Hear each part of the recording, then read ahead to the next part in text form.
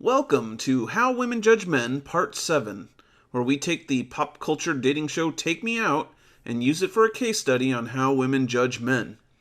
This is the I'm Feeling Guilty edition. You all remember Lee, don't you? Sorry, Ginger McPimpDaddy to some of you. Well, I was quick to judge Lee. He really deserves his own episode. So let's do it.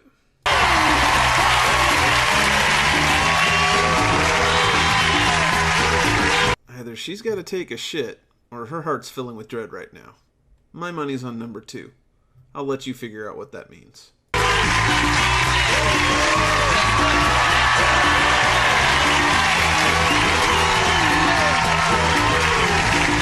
So right off the bat here, Lee has one hell of an uphill battle to climb.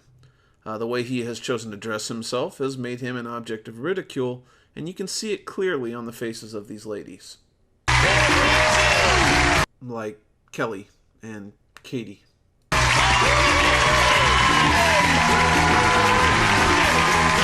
And this woman here, who's definitely amused.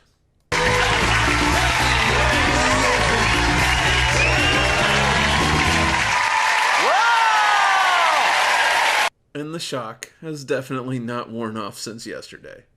I mean, whatever's going through her mind right now is probably, what the hell are you thinking wearing that ridiculous outfit? Whack the whistles! Hi ladies, I'm Lee and I'm from Cambridgeshire. Pleasure to meet you. Lee from Cambridgeshire, girls, are you turned on or turned off? Whoa! Is that the kind of start you're expecting? 19 girls turned off? I was expecting a few. Yeah, you gotta hand it to him. He's at least got something of a grasp on reality. Now, ordinarily I would stop at a time like this and talk about his outfit.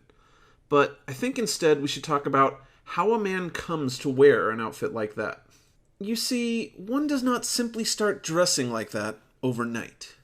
It's really the mating ritual of the fedora-wearing neckbeard. It starts with a person who generally goes around nearly completely unnoticed. One day they buy some ridiculous item, a trench coat perhaps, or a hat or something. It clashes ridiculously with what they're wearing, so much so that it compels people to ask about it. Not wanting to sound rude, they end their inquiry with a small platitude like, "It looks good on you," or "It's nice." This newfound attention to the person who is ordinarily invisible is crack. It's addictive. And unless a good friend gets in early and sets them straight, they are hooked. And there's really nothing that can be done to save them. It's now ingrained as part of their identity. From there, new pieces get added until a unique style is fully realized. This doesn't make them bad people, but it is a flag that this person might not be socially adjusted. At any rate, he's standing with body language that suggests confidence, and that actually bodes well for Lee. Alex, why did you turn off? It's just the attire. No, can't be chewed with that, Paddy. Well, she's honest. It wasn't a dodge or a letdown speech. More of a respectful, not to my taste. Kudos. I like it. It's like a sexy Al Capone. How would you describe your style, Lee? I'm an alternative. I like the kind of 40s, 20s, 30s. All right. Things that look good. Lee's response was proper. He wasn't approval-seeking. His tone and attitude had a subtext that said, "I'm going to keep doing me." You know, I really can't stress enough how important that is. Kirsten, why do you turn your light off? He seems a bit too pimp for me, and I think that Tash takes a bit too much effort to do. Simple, honest, and direct. And she said it in a tone that was part morbid curiosity and part, "I'm pretty sure this isn't for me." Respect. Not bad for a woman who just recovered from clinical shock. Longer than maybe I'd How do do you my get the tash like that, Lee? Moustache wax.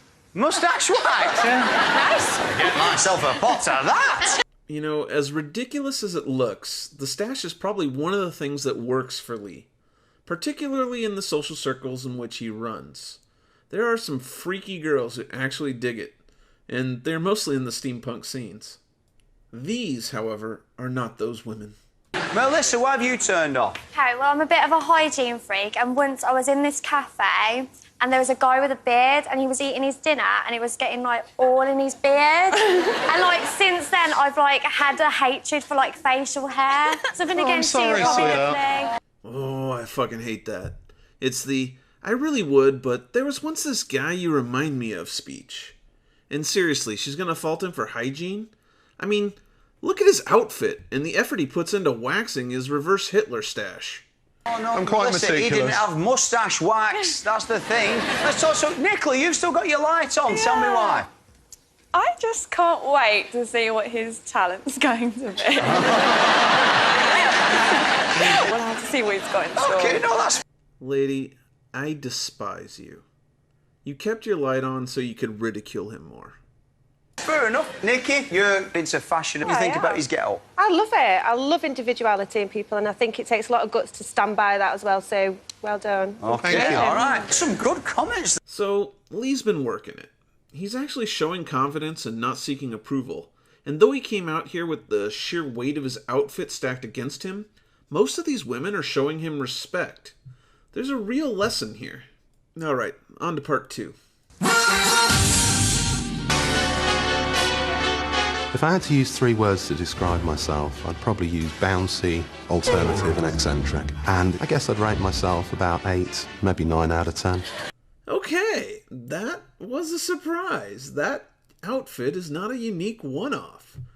So, confidence is important, but being able to deadpan deliver a statement like, I'd rate myself 9 out of 10, while dressed like a trolley driver from Mr. Rogers' Neighborhood, is a little delusional. Girls would probably really like to go out with me because I adore shopping and I love dressing up, so I'm always looking for a bargain. I love finding new and interesting things, which is where a lot of my outfits come from. Bit tight. Shame.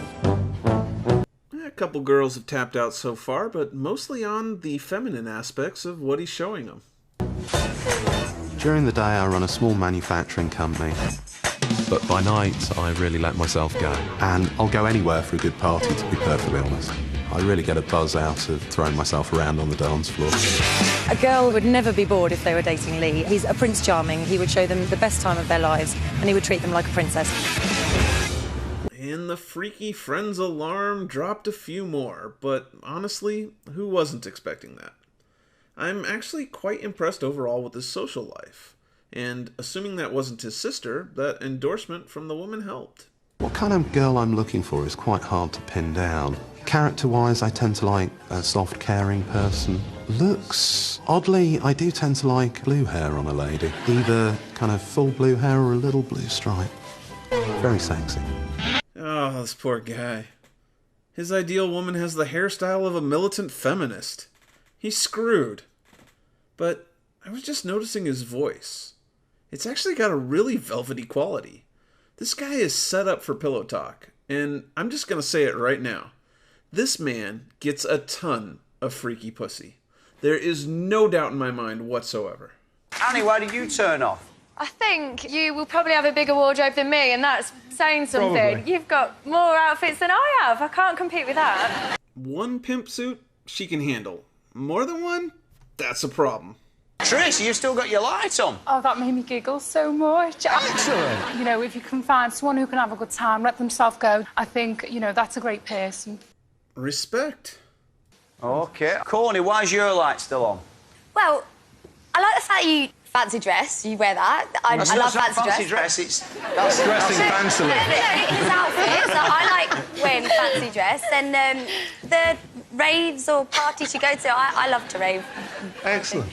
Well, you want to talk about turning this thing around? These women are genuinely considering him. Okay, Lucy, you turned off in that round. Yeah, I couldn't get past the moustache. It's just like that Captain Hook's. No, I like it. You can go out shopping, put your shopping bags on it. Hey, it's Lucy from part 5. I think Damien would still approve. It's a shame, though. Lee almost made it through the round without getting shit on. Brilliant! Well, Luke, if you survive this next round, then you've definitely got yourself a date. His name is Lee, not Luke, you dumbass. Been best mates with Lee for about 20 years now, and any girl that wants to go out with Lee would have to love the movies. He's a major film buff. He's got around 1,100 films. He's even got his own cinema at home. Lee's Cinema's got a Lord of the Rings theme, but it's not all about hobbits. Damn. Done in by the Pimp Entertainment System and the One Ring. Lord of the Rings, Tracy, you turn your lights off, all that Frodo, big feet, what's wrong with you? I absolutely hate the Lord of the Rings. I went to a bed and breakfast once in Blackpool and the owner was obsessed with Lord of the Rings and he kind of scared me, especially when he was standing outside my room with a staff. Coming down for breakfast, Tracy. Oh, no, I'm saying yeah. Ooh, that fucking pisses me off again. Is that there once was this guy you remind me of speech. Do women actually think that shit is an easier letdown than the truth? I mean, tell him you think he's a giant dork. It's a lot easier to accept than punishment for another man's crimes. Although that story would have been a lot funnier if she said, "You shall not pass." Alright, let's wrap this up. Give it up for everyone!